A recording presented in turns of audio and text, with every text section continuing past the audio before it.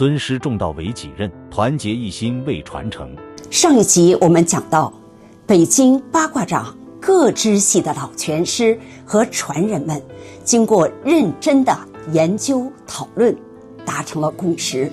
决定成立北京东海川迁坟委员会。这是当时使用过的信封，北京东海川迁坟委员会，西城区北草场14号。下面请朋友们欣赏3枚印章，这3枚印章也是我们八卦掌博物馆的文物。第一枚印章上面写着迁坟委员印，这个字迹是李子明先生所书，里面就是东海川迁坟委员会的印章。这第2枚印章，您看盒子已经非常有沧桑感了，这是45年前的，里边刻的是东海川迁墓委员会，这枚比那枚大一些。说到这枚印章，我特别有感慨，因为当时老前辈们他们是刻了2枚，一枚阳刻，一枚阴刻，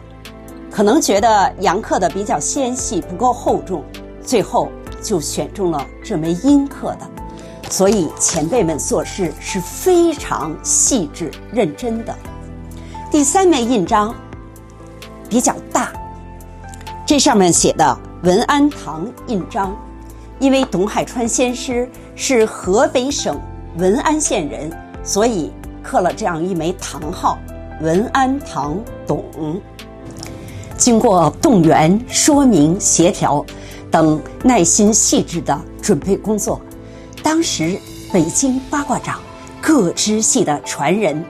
为了保护祖国的武术文化遗产这项重大的工程，团结在一起。我认为当时八卦掌各支系的老拳师起到了非常重要的引领和推动作用。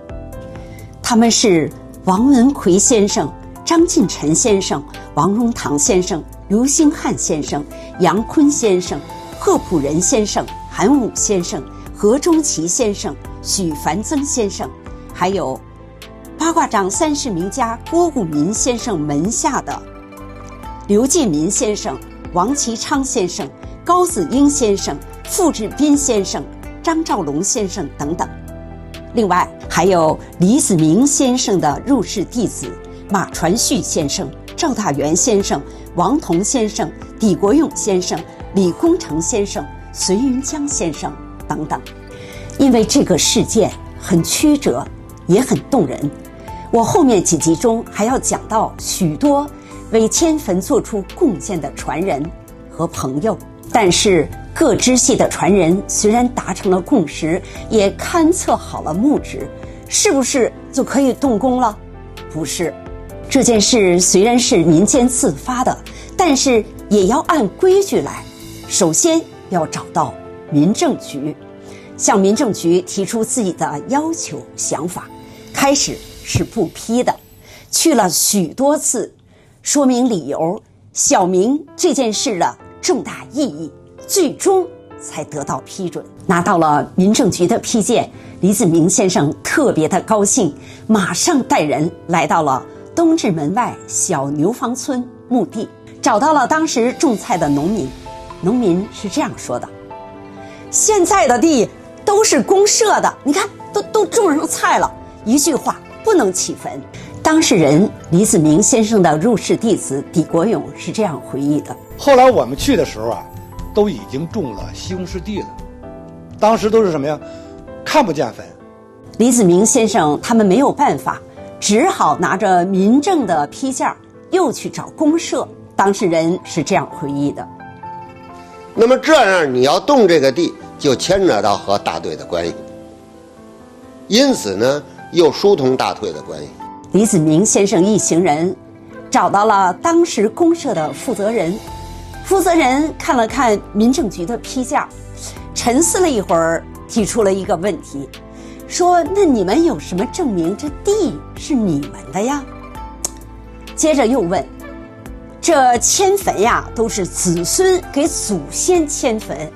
你们跟董海川是什么关系呀？人家领导说的对呀，没办法，当时真给大家急坏了。想了想，李老说：“咱们去查档案。”于是到了档案馆。但是董海川先生的墓建于清光绪年间，可当时已经是20世纪70年代末了，去了好几次都没有查到。但是功夫不负有心人，最终还是查到了关于董海川先师的档案，没有子嗣，只有弟子。但是档案馆只能给您复印资料，并不能开证明，大家伙又是一通的着急。想了想，最终只能去找文史馆。到了文史馆，说明来意，说清这件事的重大意义，最终还是文史馆给开出了证明董海川先师的身份和墓地的所在处。当时在迁建董海川先师陵墓的重大历史事件中，有一个人起到了非常重要的作用，他就是当时体育学院的研究生康格武老师。当时他的毕业论文就是八卦掌源流之研究。康格武先生原是北京体育大学武术专业博士生导师，中国武协原秘书长。